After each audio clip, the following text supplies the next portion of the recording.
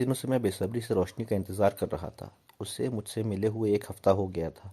1 हफ़्ता पहले उसने मुझसे बार-बार कहा था कि मैं उसके लिए कोई अच्छा सा रिश्ता देखूं, और इसके बाद वो मेरे पास दोबारा नहीं आई थी। आज इतने दिन के बाद जब वो मेरे ऑफ़िस में आई, तो मैं उसे देखकर जैसे खिल उठा था। अभी मैं उसके सामने अपने मतलब की बात पर आने लगा था कि मेरी इस इंसान पर नज़र पड़ी और मैं सटपटा कर रह गया। ज़ुबैर इस वक्त कहाँ से आ गया? मैं हड़बड़ा के रह गया। उसे देख के मेरा बस नहीं चल रहा था कि मैं उसे कच्चा चबा जाऊं। मैंने घबराई हुई नज़रों उस पर डाली और उस आने वाले इंसान की तरफ ध्यान दिया। ज़ुबैर ने भी मेरे चेहरे के एक्सप्रेशन नोट कर लिए थे। तभी वो चौंक गया। जब वो मेरे पास आया तो उसकी नज़र रोशनी पर पड़ी थी। वो उसे देखकर ठिठक कर रह गया था। उसने एक गुस्सीली नज़र मुझ पर डाली। कैसे आना हुआ? मैंने उससे पूछा।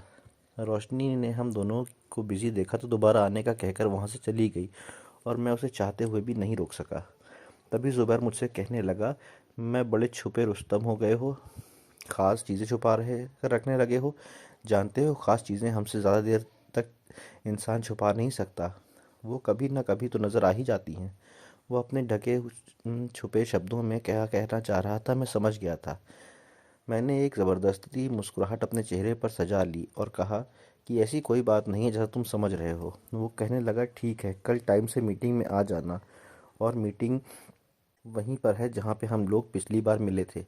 इसके बाद वो वहाँ से चला गया और मैं ये सोचने लगा कि इसका सामना नहीं होना चाहिए था। ये बहुत बुरा है। उस दिन मैं शॉपिंग के लिए मार्केट में गया हुआ था। तभी वहाँ पर मुझे एक लड़की पर रोशनी का गुमान हुआ। वो मेरी तरफ पीठ किए खड़ी थी और फ़ोन पर किसी से बात कर रही थी। उसकी आवाज़ सुनकर मैं ठिठक कर रह गया, और जब पीछे मुड़कर देखा तो वो लड़की नकाब में थी। उसके चेहरे पर नकाब था, और ये नकाब उस नकाब से अलग था जो वो मेरे ऑफिस में पहन कर आती थी। मगर इसके बावजूद भी मैंने उसे पहचान लिया। मुझे 100% यकीन था कि ये लड़की रोशनी ही है। मैं गाड़ी में आकर बैठ गया। मैं उसका पीछा करना चाहता था क्योंकि आज तक उसने मुझे अपना एड्रेस नहीं बताया था। और फिर वो एक टैक्सी में सवार हो गई। मैं थोड़ी दूरी रख के उसका पीछा करने लगा।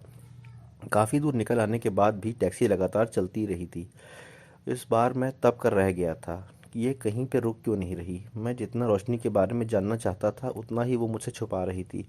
वो अपने बारे में कुछ बताने को तैयार नहीं थी, इसलिए मैं आज उसका पीछा कर रहा था। काफ़ी दूर निकल आने के बाद आगे 2 रास्ते थे और वो टैक्सी उस रास्ते पर मुड़ गई। जैसे ही मैंने वहाँ से टर्न लेने लगा तो सामने से गाड़ी आ गई। जितनी देर में मैं उस रोड पे आया वो टैक्सी काफ़ी दूर निकल आई थी, और मैं अपना सब मुँह लेकर रह गया। आज भी मैंने रोशनी के बारे में कुछ नहीं जान पाया था, और फिर मीटिंग अटेंड करने के बाद मेरा ज़्यादा मूड ख़राब हो गया था। मैं जब उन लोगों की नज़र में मशकूक बन गया था, इसलिए अब वो ढके छुपे शब्दों में मुझ पर नज़र रखने लगे थे। हालांकि उन्होंने मुझसे जिस भी माल की रिक्वेस्टमेंट की थी, वो माल मैंने उन्हें पहुंचाया था। वो जिस माल की बात कर रहे थे वो पहुंचाना मेरे लिए बहुत मुश्किल था। ना जाने क्यों मेरा दिल नहीं मान रहा था, और मैं बड़ी बेताबी से रोशनी का मुंतज़िर था। जब वो इतनी दिनों बाद मेरे सामने आई तो उसे देखकर मुझे यूं महसूस हुआ जैसे फिज़ा में बाहर आई हो। मैं मुस्कुराते हुए उसे देख रहा था। इतने दिन कहाँ गायब थी वो? उदासी से बोली कि बस घर पर कुछ काम थे और तबीयत भी ठीक नहीं थी। खैर, आप बताएं, मेरा मामला कहाँ तक पहुँचा? मैं आपके मामले के लिए कोशिश कर रहा हूँ क्योंकि आप बहुत ख़ास हैं, और मैं चाहता हूँ आपका ताल्लुक भी किसी ख़ास इंसान से ही जुड़े, जो आपकी रिक्वायरमेंट के मुताबिक हो, जो आपको अपने घर में बसा सके, आपकी कदर करे। वो कहने लगी, मैं सख्त परेशान हूँ। लोगों की बातें मुझे जीने नहीं देती। 3 बार तलाकशुदा होने का ताना देते हैं। मुझे अम्मी अब्बू के घर में भी सुकून नहीं है। अब घर के माहौल की वजह से मैं डिप्रेशन में जा रही हूँ, इसलिए मैं चाहती हूँ कि फिर से शादी कर लूँ और इस माहौल से दूर चली जाऊँ। क्या आप मेरी ज़िंदगी में दोबारा लौटने की में मेरी मदद करेंगे? उसने इस कदर आस भरी नज़रों से मुझे कहा था कि मैं ना चाहते हुए भी हाँ में सर हिलाकर रह गया। हालांकि मैं उससे सिर्फ अपना मतलब हासिल करना चाहता था, और मैं जब से यहाँ पर आया था मेरा यही रूटीन था कि जिस भी बेवा औरत की या किसी लड़की की शादी करवाता था, अगर वो खूबसूरत होती, मुझे पसंद आ जाती, तो मैं पहले उसे अपनी हवस पूरी करता। इसके बाद ही मैं उसका कहीं पर रिश्ता करवाता था। और रोशनी के लिए भी मेरे यही जज्बात थे। मैं उसे एक बार हासिल करना चाहता था और फिर कोई रिश्ता देखकर मैं उसकी शादी भी करवा देता, मगर इससे पहले मुझे उसे अपने जाल में फंसाना था, कुछ दिन उसके साथ मज़ा करना था, और फिर उसे अपनी ज़िंदगी से निकाल देना था, जैसे इससे पहले कई लड़कियों को मैंने अपनी ज़िंदगी से निकाला था। मगर ये रोशनी नामी लड़की मेरे तो जैसे हाथों में नहीं आ रही थी। वो आती, इधर उधर की बातें करती और कोई भी सिरा मेरे हाथ में थमाए बगैर वहाँ से चली जाती। और मैं हमेशा उसके जाने के बाद सोचता रहता कि आखिर मैं इसको अभी तक अपने जाल में फंसा क्यों नहीं पाया। अब मैंने सोच लिया था कि जब तक वो यहाँ पर आएगी मैं उसका पीछा करूँगा और देखूँगा कि वो कहाँ पे रहती है। एक बार अगर मैं अब उसका एड्रेस देख लेता तो उसका नंबर निकलवाना, उसके बारे में मालूमात हासिल करना मेरे लिए कोई मुश्किल काम नहीं था। उस दिन जब वो ऑफिस से बाहर जा रही थी तो उसके यहाँ से निकलते ही मैं उसके साथ निकल पड़ा। और जब मैं गाड़ी लेकर बाहर निकला तो दूर दूर तक रोशनी का कोई पता नहीं था। एक बार फिर से मैं अपना समूह लेकर रह गया था और वापस ऑफिस में आकर बैठ गया। तभी मेरे पास एक और बेवा औरत आई जो बड़ी उम्र की औरत थी और मामूली से नैनक्श की मालिक थी। उसे मैंने बेजारी से देखा। उसकी डिटेल्स लेने के बाद मैंने उसे दोबारा आने का कहा और फिर रोशनी के ख्यालों में खो गया कि आखिर मुझे उसे पाने के लिए क्या करना होगा। और फिर उस दिन मेरे दिमाग में एक आइडिया आ गया, मुझे क्या करना चाहिए। फिर दोबारा जब रोशनी मेरे पास आई तो इधर उधर की बातें करने के बाद मैंने उससे कहा, मैंने तुम्हारे लिए एक रिश्ता देख लिया है, अगर तुम्हें इतराज़ ना हो तो हम उसको देखने के लिए जा सकते हैं। ये सुनकर वो चौंक गई, उसके चेहरे पे बेचैनी फैल गई। वो कहने लगी, पहले मुझे उसकी तस्वीर दिखाएं, उसके बारे में डिटेल्स दें, इसके बाद ही मैं उससे मिलने जा सकूंगी। ऐसे मिलना ठीक नहीं है। मैंने उससे कहा कि क्या आपको मुझ पर भरोसा नहीं है? मैं क्या आपको किसी ऐसे वैसे इंसान से मिलवाने के लिए ले जा रहा हूँ? वैसी बात नहीं है, वो बहुत अच्छे इंसान हैं। आप तो यकीनन उन आपको उनसे मिलकर खुशी होगी, आप भी मेरा शुक्रिया अदा करेंगी।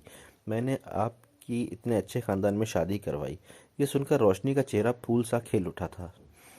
वो कहने लगी कि ठीक है, मैं आपके साथ चलने के लिए तैयार हूँ। और फिर मैं सोची समझी साजिश के तहत उसे लेकर अपने घर आ गया। जब उसने खाली अपार्टमेंट देखा तो दंग रह गई, उसके चेहरे पर परेशानी फैल गई थी। वो मुझसे कहने लगी कि आप मुझे कहाँ पर लेकर आए हैं? आप तो मुझे किसी से मिलवाने लेकर जा रहे थे। मैंने उससे कहा, हाँ, मैं तो तुम्हें किसी से मिलवाने के लिए लेकर आया हूँ। वो कहने लगी, कहाँ है? तो मैं उसे लेकर शीशे के सामने खड़ा हो गया और अपनी तरफ इशारा करते हुए बोला, ये है वो इंसान जिसे मैंने तुम्हारे लिए चुना है, क्या तुम्हें ये पसंद आया? मैंने पलटकर उसके चेहरे की तरफ देखा तो उसके चेहरे पर बेयकीनी फैली हुई थी। और काफ़ी देर के बाद वो बोली कि मुझे घर वापस जाना है, आप मुझे वापस छोड़ दें। मैं ऐसा कैसे कर सकता था? वो तो इतनी मुश्किल से मेरे हाथ में आई थी, उसे इतनी आसानी से कैसे छोड़ सकता था? तभी मैं ज़ोरदार कहकहा लगाकर बोला कि ठीक है, मैं तुम्हें जाने दूंगा, मगर इससे पहले तुम्हें मेरे साथ कुछ वक्त गुजारना होगा, मेरी ख्वाहिश को पूरा करना होगा। मैं उसके हाथ थाम कर जैसे ही आगे बढ़ा तो वो एक कदम पीछे करके खड़ी हो गई और कहने लगी, ये गलत बात है, आपको मेरे साथ ऐसा नहीं करना चाहिए। आप जानते हैं कि ये गुनाह है। आप अपने साथ साथ मुझे क्यों जहन्नुम में घसीट रहे हैं? उसकी बात सुनकर मुझे अजीब सा एहसास हुआ। कितना वक्त हो गया था मुझे सजदा किए हुए। उसकी बात को सुनकर मेरा दिल बेचैन हो गया। मैं अपने दिल की बेचैनी को दूर करने के लिए दोबारा उससे उसकी तरफ बढ़ा तो उसने दोबारा यही बात कही। फिर अचानक से मैंने एक गरीब घराने में आँख खोली थी, जहाँ पर दो वक्त के लिए खाना के लिए भी लाले पड़े रहते थे। मुझे पढ़ाई लिखाई में कोई दिलचस्पी नहीं थी, ना ही मेहनत करने का कायल था। मैं हर वक्त शॉर्टकट रास्ता ढूंढता रहता था जिससे मैं अपनी मंजिल को हासिल कर लूँ और रातों रात अमीर बन जाऊँ। मेरे दोस्त, मेरे घर वाले मुझे इस बात पर डांटते कि तुम मेहनत करने की आदत डालो, मेहनत के बगैर इंसान कुछ भी नहीं कर सकता, वो दूसरों का मोहताज होकर रह जाता है। मगर मैं सब लोगों को झुठलाना चाहता था। मैं दिखाना चाहता था कि बगैर मेहनत के भी इंसान कहाँ से कहाँ पहुँच सकता है। मेरी कुछ गलत लोगों के साथ दोस्ती हो गई और फिर उन लोगों ने भी मुझे इस बात का यकीन दिलाया कि ये मेहनत जायज़ नाजायज़ ये सब बेकार की बातें हैं और ये सिर्फ किताबों में ही अच्छी लगती हैं। आजकल के ज़माने में ज़िंदगी गुजारने के लिए, ज़िंदा रहने के लिए सिर्फ इन चीज़ों के सहारे इंसान नहीं रह सकता। इंसान को ज़िंदगी गुजारने के लिए बहुत कुछ चाहिए, जिसमें दौलत है। जिसके पास दौलत होती है दुनिया उसे सलाम करती है। लोग ये नहीं पूछते कि ये पैसा कहाँ से आ रहा है, ना ही वो अमीर इंसान पर उंगली उठाते हैं। अगर आपके पास पैसा है तो आप गलत होते हुए भी सही समझे जाओगे। मेरे दिल में ऐसी बातें बहुत जल्दी असर करती थीं क्योंकि मैं खुद भी इन्हीं सोचों का मालिक था। फिर उन्हीं दोस्तों की वजह से मैं दुबई आ गया। यहाँ पर आने वाले बाकी हिंदुस्तानी लड़कों की तरह मेहनत मजदूरी नहीं की थी, ना ही मुझे काम करने के लिए इधर उधर धक्के खाना पड़े थे। बल्कि उन्हीं दोस्तों के ज़रिए मैं कुछ ऐसे लोगों से मिल गया था जो मेरी ही जैसी सोच रखते थे और उनकी वजह से मुझे काम भी अच्छा मिल गया था। वो भी जायज़ नाजायज़ के चक्कर में नहीं पड़ते थे और उनकी वजह से मैं लाखों में खेलने लगा था। मुझे इस बात की कोई परवाह नहीं थी कि पैसा कहाँ से आ रहे थे, किस तरह से आ रहे थे। घर वालों को मैंने इस बारे में कुछ भी नहीं बताया था। घर वाले समझते थे कि मैं यहाँ पर ड्राइविंग कर रहा हूँ और मेहनत मजदूरी करके उनका पेट पाल रहा हूँ। और उनकी सोचों पर मैं ज़ोरदार कहकहा लगाकर हंस पड़ता था और सोचता कि क्या मेहनत मजदूरी करने से भी इंसान ऐश कर सकता है। उन दिनों मैं एक दोस्त के साथ जुड़ गया था जो मैरिज ब्यूरो का काम करता था, और फिर कुछ टाइम के बाद वो दोस्त वहाँ से चला गया तो ये कारोबार मेरे हवाले कर गया। मैं बेवा औरतों के रिश्ते करवाता था, मगर इससे पहले उनसे जो मुझे पसंद आ जाती मैं उससे अपनी ख्वाहिश पूरी करता था, और इसके बाद मैं उसका रिश्ता करवाता था। ये काम भी जैसे मेरी फ़ीस में शामिल था, और कभी कभी जो मुझे ज़्यादा खुश कर देती उससे मैं फ़ीस भी नहीं लेता था। उस दिन की बात है जब मैं ऑफिस में बैठा हुआ था, तभी एक लड़की ऑफिस में दाखिल हुई। ऑफिस में आते ही उसने नकाब उलट दिया, और उसको देखकर मुझे यूं महसूस होने लगा जैसे बादलों में से चांद निकल कर आ गया हो। मैं उसे बेखुदी के आलम में देखता रहा, और कितने ही पल हमारे बीच खामोशी रही। जब वो बोली तो मुझे ऐसा महसूस हुआ जैसे माहौल में जल तरंग बज उठी हो। उसकी आवाज़ भी उसी की तरह हसीन थी। मैं ज़रूरी काम के सिलसिले में ऑफिस मिलने आई हूँ। मैं पूरी तरह से उसकी तरफ ध्यान देने लगा, और आंखों में आंसू भरकर वो बोली कि मैं शादी करना चाहती हूँ और एक तलाकशुदा औरत हूँ। उसकी बात सुनकर मैं चौंक पड़ा। तलाकशुदा? कितना टाइम हो गया आपकी शादी को? वो कहने लगी, मेरी 3 बार शादी हुई और तीनों बार तलाक हो गई। उसकी बात सुनकर मैं हक्का बक्का रह गया। ऐसा भला कैसे हो सकता है? इतनी हसीन लड़की वो उसकी ज़िंदगी में शामिल हो जाती, उसके लिए तो इंसान दुनिया छोड़ जाता, और लोगों ने तो इस लड़की को छोड़ दिया। मेरी वजह पूछने पर वो कहने लगी कि बस सुख नसीब में नहीं था, तो किसी के साथ ज़्यादा अरसे तक सफ़र नहीं चल कर सका, इसलिए मैं आपके पास आई हूँ। आपकी मैंने बहुत तारीफ़ सुनी है और मुझे यकीन है कि आप मेरी ज़रूर मदद करेंगे। मुझे किसी अच्छे से हमसफ़र की तलाश है। मैंने उससे कहा कि मैं जल्द ही आपको बताऊंगा, आप मुझे अपना एड्रेस दे दें, मैं हाजिर हो जाऊंगा। वो हिचकिचाते हुए बोली कि एड्रेस अभी नहीं दे सकती, मैं कुछ दिनों बाद दोबारा आऊंगी। असल में मेरे घर वालों को पता नहीं है कि मैं खुद रिश्ते की तलाश में यहाँ पर आई हूँ। मैं उन्हें बताना भी नहीं चाहती हूँ। ये बात सुनकर मुझे अजीब लगा। मैं उसकी मजबूरी को समझ गया था। वो फिर इजाज़त लेकर कुछ दिनों बाद आने का कहकर वहाँ से चली गई। उसके जाने के बाद मुझे ऐसा महसूस हुआ कि जैसे माहौल की सारी रंगीनियाँ और सुकून ख़त्म हो गया हो। वो अपने साथ मेरा दिल भी ले गई हो, और दिल पर हाथ रखकर कुर्सी पर बैठ रह गया। अब मैं इस सोच में था कि उस लड़की को कैसे हासिल करूं, क्योंकि उस लड़की के साथ जो कुछ वक्त गुजारना चाहता था, उसके लिए उस लड़की को मुझे अपने जाल में फंसाना था। और जब वो लड़की मेरे जाल में फंस गई थी तो उसकी बातों ने मुझे अंदर तक झिझोड़ दिया था। सारी ज़िंदगी माँ बाप अच्छाई बुराई की बातें बताते रहे, मगर उनकी बातों को तो मैंने कान में सुनकर दूसरे कान से निकालता रहा। इतने साल हो गए और मैं ये कुकर्म करता रहा, अब और मुझे कभी भी एहसास नहीं हुआ था। अब इस लड़की की बात ने जैसे मेरे दिल को चीर कर रख दिया था। मैंने दिल पर हाथ रख कर ज़मीन पर बैठता चला गया। मेरी आंखों से आंसू बह रहे थे और मुझे बेपनाह अपने रब से डर लगने लगा था। उसी वक्त दरवाजे पर जोर जोर से दस्तक होने लगी। मैं यहाँ से भागना चाहता था, मैं बहुत दूर जाना चाहता था। मुझे इस माहौल से, सब चीज़ों से आज़ादी चाहिए थी। तभी मैं गिरते पड़ते दरवाजे तक पहुंचा, और फिर उन लोगों ने मुझे ज़ोरदार धक्का देकर एक तरफ गिरा दिया, और फिर पूरे घर को देखने लगे। जब वो लोग मेरे घर में आए और मुझे खतरे की घंटी बजती हुई महसूस हुई, मैं बुरी तरह से बौखला कर रह गया था। अगर रोशनी उन लोगों के हाथ में लग जाती, इससे आगे सोचना भी मुझे बहुत मुश्किल लग रहा था। जब मैं कमरे में आया तो वो चारों तरफ से ढूंढ रहे थे, मगर रोशनी उन्हें कहीं भी नहीं मिल रही थी। उनमें से 2-3 आदमी घर के बाहर आसपास देखने लगे, मगर रोशनी कहीं भी नहीं थी। अब जुबैर ने मुझे गिरबान से पकड़ लिया और कहने लगा, कहाँ है वो लड़की? हमें वो लड़की चाहिए। तुम इतने कितने बेईमान इंसान हो। खास माल तो तुमने हमसे छुपा कर रखा था। जानते हो कि ये हमें कितना पैसा देगी? मैं तो उनकी बातें मैं तो उनकी कोई बात सुन नहीं रहा था। मैं इस बात पर खुश था कि रोशनी यहाँ से भाग गई थी और उनके हाथ नहीं लगी थी। शायद जब मैं उसकी तरफ गलत इरादे से बढ़ा था, वो तब ही डर के यहाँ से भागी थी, और जो भी था सब सही हो गया था। अगर वो अभी तक यहाँ पर रहती तो ना जाने ये लोग उसके साथ क्या सलूक करते, और मैं खुद को भी कभी माफ़ ना कर पाता। वो लोग मुझ पर गुस्सा करते, बकते झाँकते यहाँ से चले गए, और रोशनी की वजह से जैसे दोबारा मैंने ज़िंदगी पाई थी। उस दिन के बाद से मैं सजदे में गिर गया। मैं पूरी रात रोता रहा, अपने गुनाहों की माफ़ी मांगता रहा। मेरा अब किसी भी चीज़ में दिल नहीं लग रहा था। मैंने सब उल्टे सीधे काम छोड़ दिए, और कितने दिन हो गए थे मैं घर में ही कैद था। मैं घर से बाहर नहीं निकल रहा था। मुझे ये भी होश नहीं था कि मेरे सिर में के बाल बढ़ गए हैं। मेरे चेहरे पर दाढ़ी हो गई थी। बस नमाज पढ़ता और रो रो कर खुदा से माफ़ी मांगता, फिर से सो जाता। आजकल यही आजकल मेरी मसरूफियत थी। बॉस के आदमी कितनी बार यहाँ पर आ चुके थे, वो मीटिंग में मुझे बुला चुके थे, मगर मैं कुछ सुनने की पोजीशन में ही नहीं था। अब वो लोग मुझे बहुत झुंझलाने लगे थे। वो मुझ पर गुस्सा करने लगे थे। उन लोगों का कहना था कि जब से मेरी ज़िंदगी में रोशनी नामी लड़की आई है, मेरी ज़िंदगी बिल्कुल बदल कर रह गई है। वो कहने लगे कि तुम इन सब का बदला वो उस लड़की से ज़रूर लेंगे जिसने तुम्हें बदल कर रख दिया है। ये उसने अच्छा नहीं किया, उसे इस गलती की सज़ा मिलेगी। और मैं शिद्दत से चाह रहा था कि कभी भी रोशनी उन लोगों के हाथ ना लगे। उस दिन मैं यही सब सोच रहा था जब दरवाजे पर दस्तक हुई। दरवाज़ा खोला तो सामने रोशनी खड़ी थी। वो उस वक्त बिल्कुल बदले हुए हुलिये में थी। उस वक्त वो अकेली नहीं थी, बल्कि उसके साथ एक मर्द भी था।